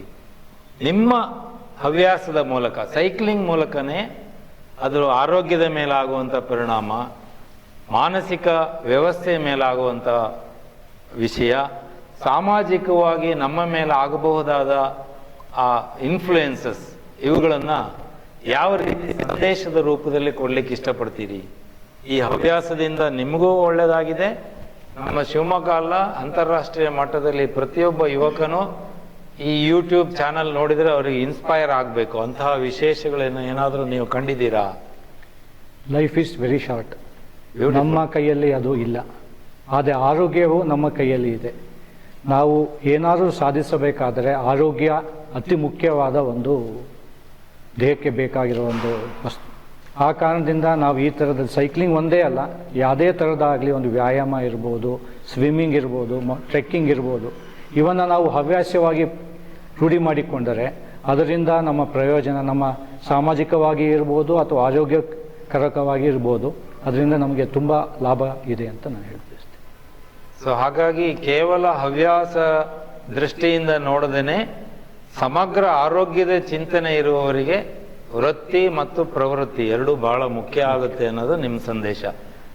ರಕ್ಷಾ ಅವರವರ ಬಳಿಗೆ ಮತ್ತೆ ಪ್ರಶ್ನೆ ಕೇಳೋದಿದ್ರೆ, ನಾವು ಅದೃಷ್ಟವಂತರು, ಶಿವಮೊಗ್ಗದ ಹಸಿರಿನ ಮಧ್ಯದಲ್ಲೇ ಹುಟ್ಟಿ ಬೆಳೆದು ನಮ್ಮ ವೃತ್ತಿ ಮತ್ತು ಪ್ರವೃತ್ತಿಗಳನ್ನು ನಡೆಸ್ಕೊಂಡು ಬಂದಿದ್ದೀವಿ. ಈ ನಿಟ್ಟಿನಲ್ಲಿ ನಿಮಗೆ ಚಾರಣ ಮಾಡೋದು ಒಂದು ವಿಶೇಷವಾದ ಶಕ್ತಿ ಕೊಟ್ಟಿದೆ ಅಂತ ನನ್ನ ನಂಬಿಕೆ. ಸೊ ನಿಮ್ಮ ವೃತ್ತಿಯಲ್ಲಿ ಈ ಪ್ರವೃತ್ತಿಯಿಂದ ಏನು ಲಾಭವನ್ನು ಕಂಡುಕೊಂಡಿದ್ದೀರಿ?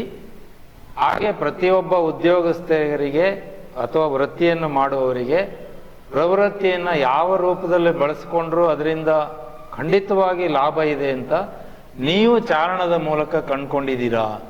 ಅದರ ಬಗ್ಗೆ ಏನಾದರೂ ನಮಗೆ ಕಿವಿ ಮಾತು ಸಿಗ್ಬೋದಾ? ಇವತ್ತಿನ ಒಂದು ಈ ಆಧುನಿಕ ಯುಗದಲ್ಲಿ ಈ ಒತ್ತಡ ಅನ್ನೋದು part and parcel of every once life ಆಗೋಗಿದೆ. ಸೊ ಅದರಲ್ಲಿ ಈ ಹವ್ಯಾಸ ಅನ್ನೋದು ತುಂಬ ಮುಖ್ಯ ಪಾತ್ರವನ್ನು ವಹಿಸುತ್ತೆ. ಯಾಕಂದರೆ ಎಂಡ್ ಆಫ್ ದ ಡೇ ಒಂದು 6ರಿಂದ 10 ಗಂಟೆ ಕೆಲಸ ಮಾಡಿರ್ತೀವಿ, ವಾಪಸ್ ಹೋದಾಗ ನಮ್ಮ ಮನಸ್ಸಿಗೆ ಒಂದು ಮುದ ನೀಡುವಂಥ ಯಾವುದಾದ್ರು ಒಂದು ಹವ್ಯಾಸ ಇರಲೇಬೇಕು. ಆ ಹವ್ಯಾಸ ಒಂದು ದೈಹಿಕ ಚಟುವಟಿಕೆ ಆಗಿದ್ದರೆ ನಮ್ಮ ಆರೋಗ್ಯದ ಮೇಲೂ ಕೂಡ ಅದು ಒಂದು ಒಳ್ಳೆಯ ಇನ್ಫ್ಲುಯೆನ್ಸನ್ನು ಮಾಡುತ್ತೆ. ಸೊ ಆ ನಿಟ್ಟಿನಲ್ಲಿ ನಾನು ತಗೊಂಡಂತಹ ಹವ್ಯಾಸ ಇದು. ಬಟ್ ಚಾರಣ ಅಂತ ಹೇಳಿದಾಗ ಜನರು ಅಂದ್ಕೊಂಡು ಹಾಗೆ ಏನೋ ವೀಕೆಂಡ್ ಟ್ರಿಪ್ಪು, ವೀಕೆಂಡ್ ಹೈಕು, ಮಜಾ, ಪಿಕ್ನಿಕ್ಕು ಆ ರೀತಿ ಅಲ್ಲೇ ಅಲ್ಲ. ಅದಕ್ಕೆ ಇರುವಂತಹ ಪ್ರಿಪೇರ್ಡ್ನೆಸ್ಸು ಮತ್ತು ನಾನು ಹೇಳ್ದಂಗೆ ಆ ಸೆಲ್ಫ್ ಡೌಟ್ನ ಓವರ್ಕಮ್ ಮಾಡುವಂತಹ ಒಂದು ಕೆಪಾಸಿಟಿ. ಸೊ ಪ್ರತಿ ಒಂದು ಚಾರಣ ಒಂದು ಎಕ್ಸಾಮ್ ಥರ ಅಂತಲೇ ಹೇಳ್ಬೋದು. ಯಾಕಂದರೆ ಎಲ್ಲದಕ್ಕೂ ಪ್ರಿಪೇರ್ಡ್ನೆಸ್ ಬೇಕು, ಎಂಡ್ಯೂರೆನ್ಸ್ ಟ್ರೈನಿಂಗ್ ಬೇಕು, ನಾವು ಮಾಡ್ತಿದ್ದೀವಿ ಅನ್ನೋ ಒಂದು ಆ ಆಶ್ವಾಸನೆ ಮತ್ತು ಮಾಡಿದ್ಮೇಲೆ ಬರುವಂತಹ ಆ ಒಂದು ಎಕ್ಸಿಲರೇಷನ್, ಅಂದರೆ ನಂಬಕ್ಕೆ ಆಗಲ್ಲ. ಎಲ್ಲರೂ ಜನ ಎಲ್ಲ ನಿಮಗೆ ಕಂಗ್ರ್ಯಾಚುಲೇಟ್ ಮಾಡ್ತಾ ಇದ್ದಾರೆ ಅಂದರೆ ನಿಜವಾಗ್ಲೂ ನಾನು ಮಾಡಿದ್ದ ಅಂತ ಹೇಳಿ. ಸೊ ಆ್ಯಕ್ಚುಯಲ್ ಟ್ರೆಕ್ಕಿಂಗ್ ಅನ್ನೋದು it is not a vacation. ತುಂಬ ಅದು ಸಾಹಸಪೂರ್ವಕ ಇದ್ದರೂ ಕೂಡ ಮೆಂಟಲಿ ಮತ್ತು ಫಿಸಿಕಲಿ ಡ್ರೈನಿಂಗ್ ಆಗಿರುತ್ತೆ. ಬಟ್ 3 ತಿಂಗಳು ಮುಂಚೆ 3 ತಿಂಗಳು ಆದಮೇಲೆ ಸಿಗುವಂತಹ ಒಂದು ಸ್ಯಾಟಿಸ್ಫ್ಯಾಕ್ಷನ್ನು, ಅದನ್ನು ಮಾತ್ರ ಯಾವುದೇ ಕಾರಣಕ್ಕೂ ಮಿಸ್ ಮಾಡ್ಕೊಳ್ಬಾರ್ದು. ಜನ ಈ ಒಂದು ಹವ್ಯಾಸವನ್ನು ತಗೊಳ್ಬೇಕು ಅಂತ ನಾನು ಹೇಳಲಿಕ್ಕೆ ಇಷ್ಟಪಡ್ತೀನಿ. ತುಂಬ ಇಷ್ಟವಾದ ವಿಷಯ ಆಯ್ತು ಇದು. ಯಾಕೆಂದರೆ ಪ್ರಕೃತಿಯೇ ಒಂದು ನಮಗೆ ಪ್ರತಿನಿತ್ಯದ ಪಾಠ. ನಮ್ಮ ವೃತ್ತಿಯ ತೊಡಕುಗಳ ಮಧ್ಯೆನೂ ಪ್ರಕೃತಿಯ ಸಾನ್ನಿಧ್ಯಕ್ಕೆ ಯಾರು ಪ್ರತಿ ದಿವಸ ನೋಡಲಿಕ್ಕೆ, ಅನುಭವಿಸಲಿಕ್ಕೆ, ಪ್ರಯಾಣಿಸಲಿಕ್ಕೆ ಪ್ರಯತ್ನಿಸ್ತಾರೆ, ಬಹುಶಃ ಪ್ರಪಂಚದ ಎಲ್ಲ ಜಂಜಾಟಗಳು ಸಹ ಪ್ರಕೃತಿ ಸಹಜವಾಗೇ ಕಾಣಲಿಕ್ಕೆ ಶುರುವಾಗುತ್ತೆ. ಆವಾಗ ನಿಭಾಯಿಸುವಂಥ ಶಕ್ತಿಯು ಸುಲಭ ಆಗ್ಬೋದು ಅಂತ ನಾನು ರಕ್ಷಾರವರ ಮಾತಿನಿಂದ ಅಂದ್ಕೊಂಡಿದ್ದೀನಿ, ಮತ್ತು ಅದು ಸತ್ಯನೂ ಹೌದು. ಹಾಗೆ ವಿದ್ಯಾರವರಿಗೆ ಬರೋದಿದ್ರೆ, ನೀವೇ ಹೇಳಿದ್ರಿ ನನಗೆ ಚಿಕಿತ್ಸೆ ಕೊಟ್ಟ ವೈದ್ಯರು ನಂದಕಿಶೋರ್ ಅಂತ. ಆನಂತರದ ದಿನಗಳಲ್ಲಿ ನಿಮಗೆ ಆದಂತಹ ಇಂಜುರಿ ಅಥವಾ ಗಾಯಗಳ ಸಮಸ್ಯೆನೂ ಕಡಿಮೆ ಆಯಿತು. ಹಾಗಿದ್ರೆ ಈಜುಕೊಳದ ಮೂಲಕ ನೀವು ಆರೋಗ್ಯದ ಧನಾತ್ಮಕ ವಿಷಯಗಳನ್ನು ನೋಡಿದ್ದೀರಿ. ಸೊ ಸ್ವಿಮ್ಮಿಂಗ್ ಅಥವಾ ಈಜುವುದರಿಂದ ಒಬ್ಬ ವ್ಯಕ್ತಿಗೆ ಆರೋಗ್ಯದ ಮೇಲೆ ಆಗುವಂತಹ ಧನಾತ್ಮಕ ಅಥವಾ ಪಾಸಿಟಿವ್ ವಿಷಯಗಳು ಏನು, ಯಾಕೆ ಸ್ವಿಮ್ಮಿಂಗನ್ನು ಆಯ್ಕೆ ಮಾಡ್ಕೋಬಹುದು ಅಥವಾ ಮಾಡಬೇಕು ಅನ್ನೋದು ನಿಮ್ಮ ಆಸೆ? ಸರ್, ಈಗ ಯಾವುದೇ ಕ್ರೀಡೆ ಆಗಿರ್ಬೋದು, ಯಾವುದೇ ಫಿಸಿಕಲ್ ಹಾಬಿ ಪ್ಯಾಷನ್ ಆಗಿರ್ಬೋದು, ಅದರದ್ದೇ ಆದ ಒಂದು ಹೆಲ್ತ್ ಬೆನಿಫಿಟ್ ಇದ್ದೇ ಇರುತ್ತೆ. ಬಟ್ ಸ್ವಿಮ್ಮಿಂಗಲ್ಲಿ ಸ್ವಲ್ಪ ಎಕ್ಸ್ಟ್ರಾ ಬೆನಿಫಿಟ್ಸ್ ಅಥವಾ ಎಕ್ಸ್ಟ್ರಾ ಅಡ್ವಾಂಟೇಜ್, ಒಂದು ಅಟ್ರಾಕ್ಟಿವ್ ಪಾಯಿಂಟ್ಸ್ ಅಂತ ಏನು ಹೇಳ್ತೀವಲ್ಲ, ಅದು ಒಂದು 4 ಪಾಯಿಂಟ್ಸಲ್ಲಿ ಹೇಳಕ್ಕೆ ಇಷ್ಟಪಡ್ತೇನೆ. ಫಸ್ಟ್ ಥಿಂಗ್ ಈಸ್, ಅದು ಒಂದು ಲೋ ಇಂಪ್ಯಾಕ್ಟ್ ಇಂಜುರಿ. ಸೊ ನಾವು ರನ್ನಿಂಗ್, ಜಾಗಿಂಗ್ ಏನೇ ಒಂದು ಕ್ರೀಡೆ ಮಾಡುವಾಗ ನಮ್ಮ ಜಾಯಿಂಟ್ಸ್ ಮೇಲೆ ಅದು ಪ್ರೆಷರ್ ಬಿದ್ದೇ ಬೀಳುತ್ತೆ. ಸೊ ಡೈಲಿ ಅದು ವೇರ್ ಆ್ಯಂಡ್ ಟೇರ್ ರೆಗ್ಯುಲರ್ ಆಗೋದು, ಅದರಲ್ಲಿ ಸ್ವಲ್ಪ ಜಾಸ್ತಿ ಆಗೋ ಚಾನ್ಸಸ್ ಇರುತ್ತೆ, ಇಂಜುರೀಸು ಆಗೋ ಚಾನ್ಸಸ್ ಇರುತ್ತೆ. ಸೊ ಇಂಜುರಿ ಆದಾಗ ನಾವು ಮತ್ತೆ ಬ್ರೇಕ್ ತೊಗೊತೀವಿ, ಕೆಲವೊಬ್ಬರು ಸ್ಟಾಪೇ ಮಾಡಿಬಿಡ್ತಾರೆ, ಕೆಲವರು ರಿಕವರಿ ಆಗಿ ಮತ್ತೆ ಜಾಯ್ನ್ ಆಗ್ತಾರೆ. ಬಟ್ ಇದರಲ್ಲಿ ಇಂಪ್ಯಾಕ್ಟ್ ಇರದೇ ಇರೋದ್ರಿಂದ ಸೊ ನಾವು ಬಿಂದಾಸ್ ಆಗಿ ಸ್ವಿಮ್ ಮಾಡ್ಬೋದು ಅಂತ ಹೇಳ್ಬೋದು. ಯಾಕಂದ್ರೆ ನೀರಿನಲ್ಲಿ ತೇಲ್ತಾ ಇರೋದ್ರಿಂದ ಪ್ರೆಷರ್ ಜಾಯಿಂಟ್ ಮೇಲೆ ಬೀಳಲ್ಲ. ಸೆಕೆಂಡ್ ಥಿಂಗ್ ಈಸ್, ನಮ್ಮ ಮಸಲ್ಸ್ ಸ್ಟ್ರಾಂಗು ಆಗುತ್ತೆ ಮತ್ತು ಟೋನು ಆಗುತ್ತೆ. ಸೊ ನಾವು ಯಾವಾಗಲೂ ಸ್ವಿಮ್ ಮಾಡುವಾಗ ಸ್ವಿಮ್ ಅಂದರೆ ನಾವು ತೇಲ್ತಾ ಇರಬೇಕಾದ್ರೆ ನಮ್ಮ ಬಾಡಿ ನಾವು ಯಾವಾಗಲೂ ಹ್ಯಾಂಡ್ ಮತ್ತು ಲೆಗ್ ಮೂಮೆಂಟ್ಸ್ ಮಾಡ್ತಾನೆ ಇರಬೇಕು. ಸೊ ಅದು ಕಂಟಿನ್ಯೂಸ್ ಮಾಡೋ ಪ್ರೊಸೆಸ್ಸಲ್ಲಿ ನಮ್ಮ ಮಸಲ್ಸು ಯಾವಾಗಲೂ ವರ್ಕೌಟ್ ಆಗ್ತಾನೆ ಇರುತ್ತೆ, from head to toe. So ಕಣ್ಣಿರ್ಬೋದು, ನಾವು ಆಚೆ ಈಚೆ ನೋಡುವಾಗಿರ್ಬೋದು, ಕತ್ತು ಬ್ರೀದಿಂಗ್ ಮಾಡೋಗಿರ್ಬೋದು, ಬೆರಳಿರ್ಬೋದು, ಪ್ರತಿಯೊಂದು ವರ್ಕೌಟ್ ಆಗ್ತಾನೆ ಇರುತ್ತೆ. ಸೊ ಹಾಗಾಗಿ ಇಂಡೈರೆಕ್ಟ್ಲಿ ನಮ್ಮ ಮಸಲ್ಸು ಸ್ಟ್ರಾಂಗು ಆಗ್ತಾ ಇರುತ್ತೆ, ಟೋನು ಆಗ್ತಾ ಇರುತ್ತೆ. ಥರ್ಡ್ ಥಿಂಗ್ ಈಸ್ ನಮ್ಮ ಲಂಗ್ ಕೆಪಾಸಿಟಿ. ಸೊ ನಾವು ಬ್ರೀದಿಂಗ್ ಚೆನ್ನಾಗಿ ಮಾಡಿ ಆ ಟೆಕ್ನಿಕ್ ನಾವು ಕಲಿತ್ರೆ ನಾವು ಫ್ಲೋಟ್ ಮಾಡ್ಬೋದು. ಆ ಬ್ರೀದಿಂಗ್ ನಮಗೆ ಬರಲಿಲ್ಲ ಅಂದರೆ ಡೆಫಿನೆಟ್ಲಿ ನಾವು ಸಿಂಕ್ ಆಗ್ತೀವಿ. ಸೊ ನಮ್ಗೆ ಡಿಸ್ಕರೇಜ್ ಆಗುತ್ತೆ, ಸೊ ನಾವು ಮಾಡೋಕ್ಕೆ ಹಿಂಜರಿತೀವಿ. ಸೊ ಆ ಬ್ರೀದಿಂಗ್ ಟೆಕ್ನಿಕ್ಕು ಕಲಿಬೇಕು. ಸ್ವಲ್ಪ ಪ್ರಾಣಾಯಾಮ, ನನಗೆ ಬೆಸ್ಟ್ ಥಿಂಗ್ ಅಂದರೆ ಸರ್, ನನ್ನ ಪೇರೆಂಟ್ಸ್ ನಂಗೆ ಚಿಕ್ಕವರಿದ್ದಾಗ ಯೋಗ ಕ್ಲಾಸ್ ಹಾಕಿದ್ರು. ಸೊ ಆ pranayama it really help me sir. ಇದರಲ್ಲಿ ನಂಗೆ ತುಂಬಾ ಹೆಲ್ಪ್ ಆಯಿತು. ನೀರಿಗೆ ತಳ್ಳೋಕೆ ಮುಂಚೆನೆ ನಿಮಗೆ ವ್ಯಾಯಾಮನ ಹೇಳ್ಕೊಟ್ಟಿದ್ದಾರೆ. ಸೊ ಲಂಗ್ ಕೆಪಾಸಿಟಿ ಮತ್ತು ಲಂಗ್ ಎಫಿಷಿಯನ್ಸಿನೂ ಇಂಪ್ರೂವ್ ಆಗುತ್ತೆ. Fourth and the best part is mental health. So ಈಗ ನಾವು ಸ್ವಿಮ್ ಮಾಡುವಾಗ ಕೋಆರ್ಡಿನೇಷನ್ ಇರಬೇಕು ಮತ್ತು ಬ್ಯಾಲೆನ್ಸು ಇರಬೇಕು. ಸೊ ಬೇರೆ ಬೇರೆ ಥರ ಸ್ವಿಮ್ಮಿಂಗ್ ಇರುತ್ತೆ. Free style, breast stroke, back stroke, butterfly ಅಂತೇಳಿ ಪ್ರತಿಯೊಂದು ಸ್ಟ್ರೋಕಲ್ಲಿ ನಮ್ಮದು ಮೂಮೆಂಟ್ ಚೇಂಜಸ್ ಇರುತ್ತೆ, ಬ್ರೀದಿಂಗ್ ಟೆಕ್ನಿಕ್ ಚೇಂಜಸ್ ಇರುತ್ತೆ. ಅಕಾರ್ಡಿಂಗ್ಲಿ ನಮ್ಮ ಬ್ರೈನ್ ಅದಕ್ಕೆ ಸಿಗ್ನಲ್ ಕೊಡ್ತಾ ಇರುತ್ತೆ. ಸೊ ನಮಗದು ಕೋಆರ್ಡಿನೇಷನ್ ಇಲ್ಲ ಅಂತಂದರೆ ನಾವು ಸ್ವಿಮ್ ಮಾಡೋಕ್ಕಾಗಲ್ಲ, ಟೆಕ್ನಿಕ್ ಫಾಲೋ ಮಾಡೋಕ್ಕಾಗಲ್ಲ, ನಾವು ಡ್ರೌನ್ ಅಂದರೆ ಮುಳುಗಿಬಿಡ್ತೇವೆ. ಸೊ ಇದು ಒಂದು ಒಳ್ಳೆ ಎಕ್ಸಸೈಸ್ ಆಗಿರೋದ್ರಿಂದ ಈಗ HIT, ಹೈ ಇಂಟೆನ್ಸಿಟಿ ಟ್ರೈನಿಂಗ್ ಅಂತ ಏನು ಹೇಳ್ತಾರೆ, ಅಕಾರ್ಡಿಂಗ್ ಟು ಮೀ ಸ್ವಿಮ್ಮಿಂಗಲ್ಲಿ ಬ್ರೈನಿಗೆ ಒಂದು ಹೈ ಇಂಟೆನ್ಸಿಟಿ ಟ್ರೈನಿಂಗ್ ಆಗುತ್ತೆ. ಸೊ ಆ ಬ್ರೈನ್ ಯಾವಾಗಲೂ ಆ್ಯಕ್ಟಿವ್ ಆಗಿರೋದ್ರಿಂದ ಸೊ ನಾವು ಮುಪ್ಪುತನದಿಂದ ಬರೋ ಬ್ರೈನ್ ಕಾಯಿಲೆಗಳು, ಮೆಮರಿ ಲಾಸ್ ಕಾಯಿಲೆಗಳು ಅವನ್ನ ನಾವು ತಡೆಗಟ್ಬೋದು. So 4 main important: bone health, muscle health, lung capacity and mental health. So ಇದೊಂದು ಒಳ್ಳೆ ಏನಂತಾರೆ, ಒಂದು ಒಳ್ಳೆ ಕಾಂಬಿನೇಷನ್ ಆಫ್ ಹೆಲ್ತ್ ಬೆನಿಫಿಟ್ಸ್ ಇರುವಾಗ ಎಲ್ಲರೂ ಅದನ್ನು ಟ್ರೈ ಮಾಡಬೇಕಂತ ನನಗೆ ಆಸೆ ಸರ್. ಸತ್ಯ. ಸಮಗ್ರ ಆರೋಗ್ಯದ ಕಲ್ಪನೆಯಲ್ಲಿ ವ್ಯಾಯಾಮಕ್ಕೆ ಇರುವಂತಹ ವಿಶೇಷತೆ ಇನ್ನು ಯಾವ ಆಯಾಮಕ್ಕೂ ಇಲ್ಲ. ಅವ್ರು ಹೇಳಿದಾಗೆ ಬ್ರೈನಿಂದ ಹಿಡಿದು ಕಾಲಿನ ಬೆರಳಿನ ತನಕ ಕಾರ್ಯಕ್ಷಮತೆಯ ಬಗ್ಗೆ ಸಾಕಷ್ಟು ವ್ಯಾಯಾಮ ಸಿಗುವುದರಿಂದ ಅತ್ಯಂತ ಸೂಕ್ತವಾದ ವ್ಯಾಯಾಮ ಅಂತ ಡಾಕ್ಟರ್ ವಿದ್ಯಾ ಅವರು ಹೇಳ್ತಾರೆ. ಈಗ ಶಿವಮೊಗ್ಗ IMA ಅವರ ಪದಾಧಿಕಾರಿಗಳ ನಮಗೆ ನೀಡಿರುವಂಥ ಸಮಯಾವಕಾಶ ಮುಗಿದಿದೆ. ನಾನಿದು ಪ್ರಾರಂಭ ಆಗೋಕ್ಕೆ ಮುಂಚೆನೇ ಹೇಳ್ತಾ ಇದ್ದೆ, ಒಬ್ಬೊಬ್ಬರನ್ನ ಒಂದೊಂದು ದಿವಸ ಸಹ ಸಂದರ್ಶನ ಮಾಡುವಷ್ಟು ವಿಷಯಗಳು ಸಂಗ್ರಹ ಇವರಲ್ಲಿದೆ. ಆದರೂ ಸಮಯ ಮಿತಿಯಿಂದಾಗ ನಾವು ಇಲ್ಲಿಗೆ ನಿಲ್ಲಿಸ್ತೀವಿ. ನನಗೆ ಕೊಟ್ಟ ಅವಕಾಶಕ್ಕಾಗಿ ಶಿವಮೊಗ್ಗ IMA ಪದಾಧಿಕಾರಿಗಳಿಗೆ ನಾನು ಕೃತಜ್ಞ. ಹಾಗೂ ವೀಕ್ಷಕರೇ, ನೀವು ಅಷ್ಟೇ ಈ ಮಾಹಿತಿಯಲ್ಲಿ ನಿಮಗೇನಾದರೂ ವಿಷಯಗಳು ಮತ್ತೆ ಬೇಕಂತಿದ್ದರೆ ಯೂಟ್ಯೂಬ್ ಚಾನಲ್ಗೆ ಸಬ್ಸ್ಕ್ರೈಬ್ ಮಾಡಿ, ಪ್ರಶ್ನೆಗಳನ್ನು ಕೇಳಿ. ಈ ಪ್ರತಿಯೊಬ್ಬ ಎಕ್ಸ್ಪರ್ಟ್ ಸಹ ನಿಮ್ಮ ಪ್ರಶ್ನೆಗಳಿಗೆ ಉತ್ತರ ಕೊಡ್ತಾರೆ. ಹಾಗೆ ಇವತ್ತು ತಮ್ಮ ಎಲ್ಲ ವೃತ್ತಿ ಸಮಯವನ್ನು ಬಿಟ್ಟು ನಮ್ಮ ಜೊತೆಗೆ ಕಳೀಲಿಕ್ಕೆ ಬಂದಂತಹ ಡಾಕ್ಟರ್ ನಂದಕಿಶೋರ್, ಡಾಕ್ಟರ್ ವಿದ್ಯಾ ರಮೇಶ್ ಹಾಗೂ ಡಾಕ್ಟರ್ ರಕ್ಷಾರಾವ್ ಅವರಿಗೆ ಅಭಿನಂದಿಸ್ತಾ ನನಗೆ ಕೊಟ್ಟ ಅವಕಾಶಕ್ಕೆ ಮತ್ತೊಂದು ವಂದಿಸಿ ಕಾರ್ಯಕ್ರಮವನ್ನು ಮುಗಿಸ್ತೀನಿ. ನಮಸ್ಕಾರ. ನಮಸ್ಕಾರ.